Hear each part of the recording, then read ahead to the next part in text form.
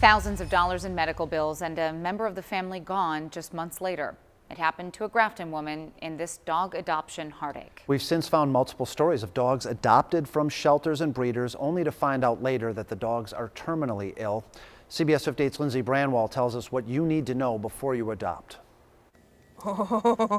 This is Yondu. Lisa, his owner, works in a Grafton pet store and adopted the 5-year-old pit bull mix in February. He had some pretty intense symptoms when we first brought him home.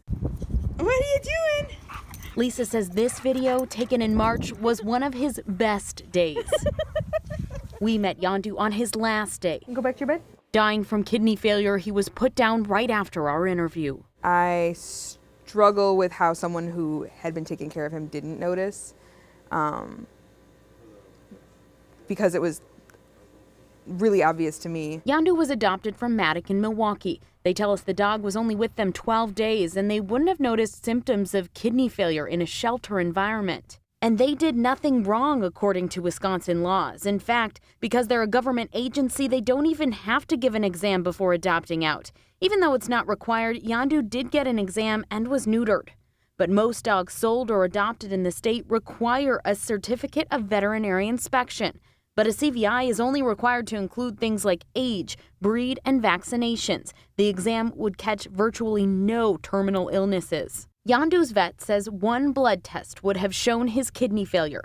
You can see the elevated levels on his chart. He'd been sick for a long time. Lisa says a blood test before adoption would have saved her $7,000 in vet bills. It should be in their paperwork. You should know what you're getting and be prepared for it. Should the laws do more to protect owners, to make sure they know the health of pets joining their family? It should be looked at because nobody should have to go through that heartache. State Representative and dog owner Christine Sinicki knows this all too well. Something similar happened to her son. He adopted a dog from the Humane Society that had parvo and spent thousands of dollars on care and tests. It'd be very difficult to mandate that, all these tests be run. But, I think there are things we might be able to do to plug some of these holes. While a blood test would have given answers in Yondu's case, it isn't a catch-all. Multiple tests would be needed to screen dogs for different terminal illnesses. Sinicki says some pet store policies may work as a state law. You had, I believe it was 2 weeks, to take the animal to our veterinarian and have a full physical. And if anything is found, then we will take responsibility for it. So, we could look at doing something like that in legislation. Bye-bye.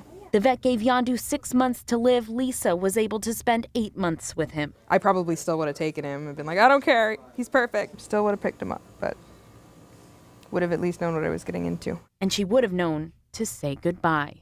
Bye-bye. We would have known. Not all dog sellers are licensed, and there are no laws for cat sales. We have a tip sheet on what kind of medical care to ask for before you adopt a pet. That list is on CBS58.com. Reporting in the studio, Lindsey Branwall, CBS 58 News.